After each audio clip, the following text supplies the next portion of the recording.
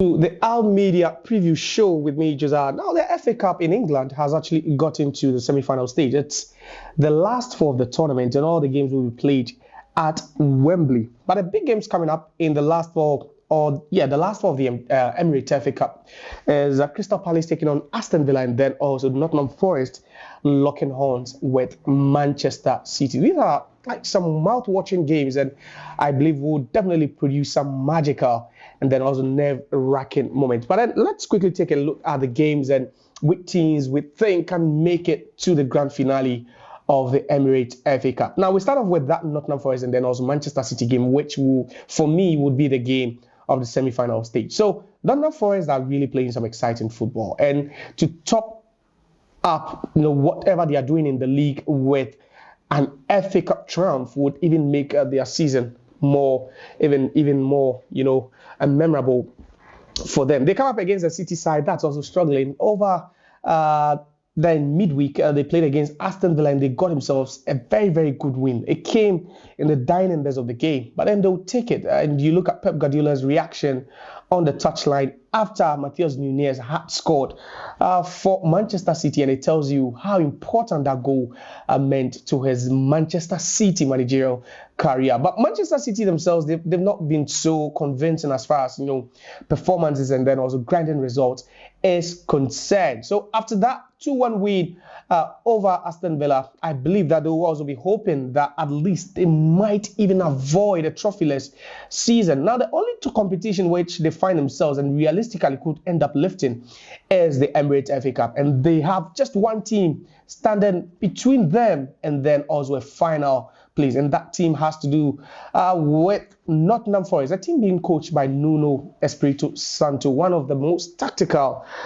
coaches you'd ever find in the Premier League. So that's the same coach also leading the team towards an unprecedented. It's happened though before, because Nottingham Forest themselves they've been crowned champions of Europe, but then that was a long time ago when they won it twice, in the 70s. But this time, after almost 30 years without never playing in the Champions League, Nuno Espirito Santo looks like he's gradually leading this team to another UEFA Champions League appearance. But I think Nottingham Forest are strong. Defensively, they look more solid than Manchester City. Those are a team that looks so well drilled and organized, and it takes quite a lot of energy and then also hard work for any team to actually break them down. Yeah, we've seen them lose games, but there's the same team that also beat Brighton and Hove Albion 7-0 some time back. So there's a team that knows when to score goals and how to score goals when the need arises, and they also have what it takes to keep a clean sheet and then also frustrate opposition attack when the need arises. So I'm looking at this Manchester City team. I don't think they've been convinced, especially without Erling Haaland and then also Omar Mamouche leading the front lines or the attack for them. I feel, City have got quality. Kevin De Bruyne is not the best Kevin De Bruyne or the best version of KDB we've seen in some time now. But then I think Gundogan and Co are also not pulling their strengths. The City team looks a bit aged and slow for me. They are not, that vintage Manchester City we used to see in the past 2, 3, 4 seasons. I'll be forced to say yes, just considering how biased and emotionally inclined towards saying that Nottingham Forest could end up winning. I think Manchester City could end the season trophyless. I just wish there's anything, any of the statistics that could actually point towards a Manchester City win in that particular game. But then I feel that Nottingham Forest have got so much quality in defense, and I believe they look more organized than Manchester City. I'll go for Nottingham Forest to advance to the final of the Emirates FA Cup. But then there's also one other game that we played on Saturday evening actually, and that's a game between Crystal Palace and then also Aston Villa. So Aston Villa are coming at the back of a defeat to Manchester City. They are still in the hunt for Champions League football next season. And after that defeat to Manchester City, you could see the face of Unai Emery, and he looked so dejected, and so crestfallen. It looked as if he was actually waiting for a point, to grab a point, a precious one from that game against Manchester City. Unfortunately, City managed to get the win, and it was just, something so disappointing for Unai Emery. But then they come up against Crystal Palace. There's a team that drew 2-2 against Arsenal in midweek. So they look fortified, they look so, organized, they look tactically disciplined to at least get advance to the finals of this one. I wouldn't care who actually advances from this particular matchup. It looks like a match of equals. Crystal Palace taking on Aston Villa would always be, at that game that would give you goals. Maybe there wouldn't be a dull moment. Oliver Glasner, the head coach for Crystal Palace. You also have Unai Emery, a well-experienced, coach also for Aston Villa. It should be very cagey between these two sides, honestly. And it's so difficult for me to call which team would actually sail through. I've said it that Nottingham Forest will make it to the grand finale. But for the other fixture, I believe any team at all that makes it to the final could be well deserved. It all depends on who takes their chances, who are more clinical and disciplined on the day, and the team that would avoid conceding cheap goals. I'll be forced a bit. I'm inclined towards saying at least I would want to see Villa over there due to the fact that they have more quality than Crystal Palace. They have, some world-class players. They have some game changers. I believe they have quite a lot of quality in the team. But then I would also at least won't rule out a Crystal Palace, win in that particular game. They can also advance. So that's with it for the Emirates FA Cup. But then when we head straight to Spain, it's the grand finale of the Copa del Rey. So it's Barcelona taking on Real Madrid. And this is a cracker. This is definitely going to be the match of the weekend for me. So Barcelona up against Real Madrid. That could be, or that will be actually the third Clásico this season.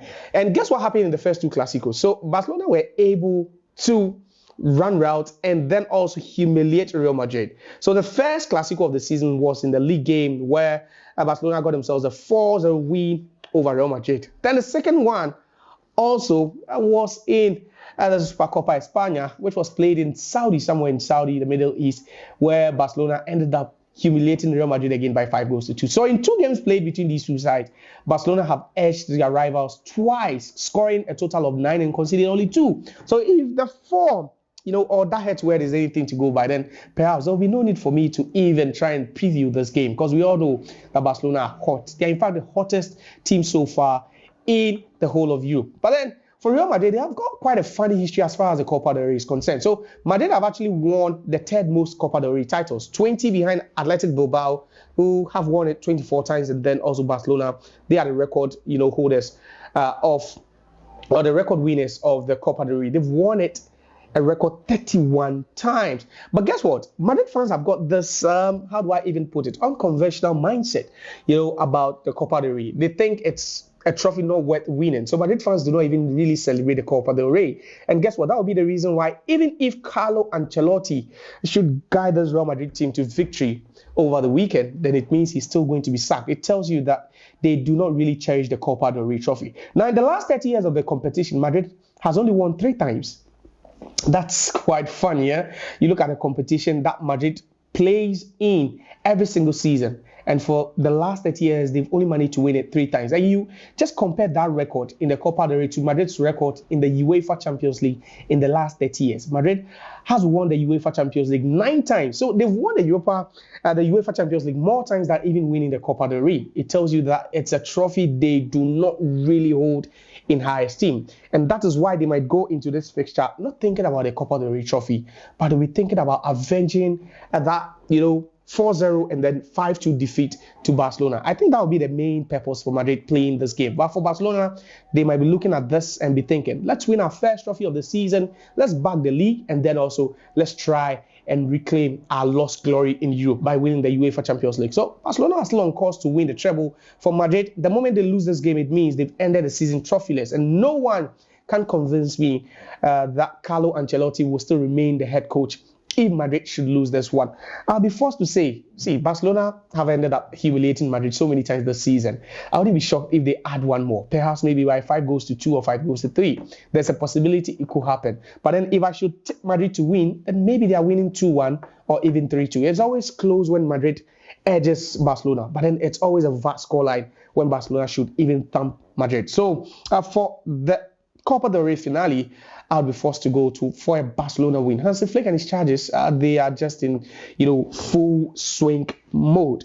Now let's head straight to the Italian Serie A, because the top 2 in the Italian Serie A are in action over the weekend. So Inter Milan will be playing very early on Saturday because they have a UEFA Champions League game against Barcelona in midweek. But for Napoli, guess what? They are not playing in any competition at all. So that gives them enough time. Just watch Inter Milan make the mistakes, then they correct it when it's time for them to play. Inter Milan will be facing Roma. What a game that will be for Inter Milan. So Inter Milan have seen their form really dip. In midweek, they lost to AC Milan in the Coppa Italia by 3-0. No one saw that coming. It tells you how bad they've been this season and how their season could end up ending. They are also another team that could end up going trophyless after having quite an awesome season. Against Roma would always be difficult for Inter Milan, but if they really want to win the Scudetto, then they need to win this game. Napoli come up against Torino. It should be a game for Napoli to win, looking at how good and how rested how much rest they've had so far, because they're not playing in any other competition, no European competition for them. They are out of the Coppa Italia, so it means that Napoli would only have 5 games to the end of the season for them. And should Inter slip up, I believe that Napoli will win it.